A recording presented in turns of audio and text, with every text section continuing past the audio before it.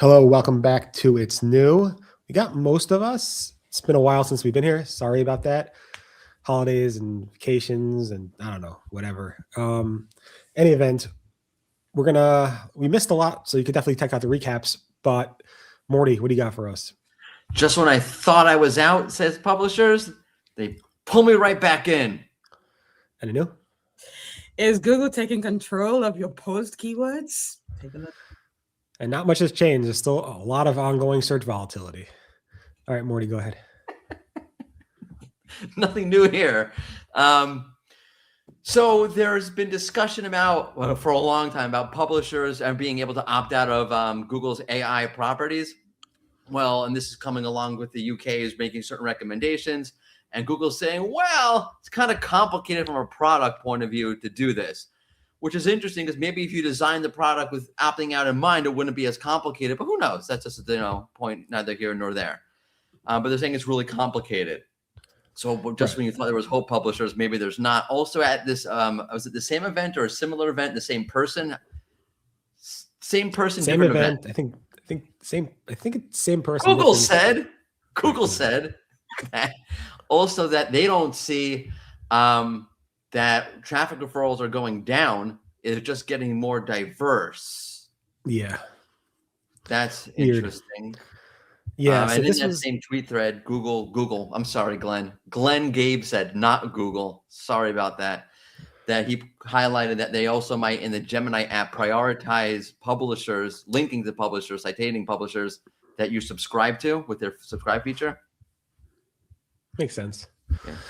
Especially with all personalized, Google AI mode and Google Gemini. This came from the managing director of news and book partnerships at Google in the EU.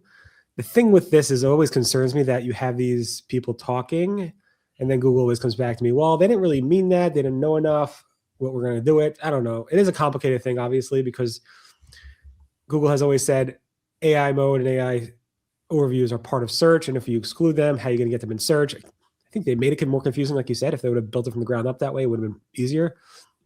But it will be interesting. Yep. Yeah. I don't know. But what is really confusing are this Google Ads stuff. What's going on there? Yes. So I know. It's not me. Look how you say Anu. Yeah, another fail on Google again. Sneakily going into people's accounts. Possibly this might be a test. Only one person has reported this, and that is Francesco Kifardi. I hope I've said that correctly. And he reported about how there was a whole bunch. He went into his change history, and there was a whole bunch of keywords that have been set live. And this is a tool that in the past Google had said that they'll use for low activity system changes, and this usually pauses actually keywords that have not been live, have not received any impression for a long amount of time. So that one is, more understandable. Pause, kind of clean up your account, pause keywords that are not actually being effective. But now it's looking like it's setting keywords live. And this is what we reported yesterday, which is opposite direction. Not sure people are going to want this.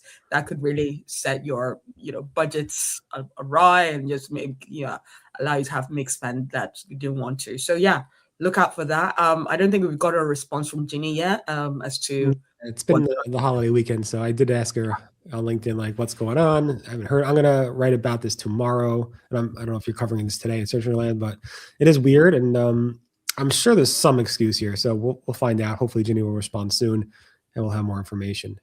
All right. And then ongoing search volatility. Yeah, I mean, over the weekend, actually I posted about on Sunday, started to heat up again, of course, around Saturday and Sunday. And it's super hot even today. So I don't know. It's just weird. Like, this has been such a heated January and February, and Google has not confirmed any update outside of the Discover update, which is unrelated to any of this volatility we're seeing in these tools. Some people are saying the tools are wrong. I don't know. I really don't think so, but I don't know. It's just more of the same. And I guess maybe Google's just not confirming these things going forward. Who knows? Also, I'm curious, I'm sure someone will have a hot take about this, but there's the Discover core update thing. Yeah. How isolated is that really? So it used to be like core updates would affect Discover, right? Right. but this is just a Google Discover Core update, only affecting. It looks like, again, the Discover Core update was specific to showing more locally relevant content, reducing like the sensational clickbait stuff, and also showing more in-depth content, timely content, and so forth. So 2 of those overlap. I think the locally stuff is the more significant one because people are complaining over and over again.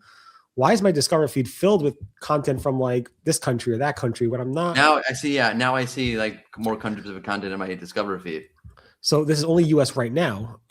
So depending on where you are, but U.S. people in the U.S. are going to see mostly just U.S. stuff. So people outside of the U.S., like publishers outside of the U.S., are going to see less traffic from Google Discover until Google releases this more worldwide, and then their local countries are going to actually show more of their local content. If that makes sense.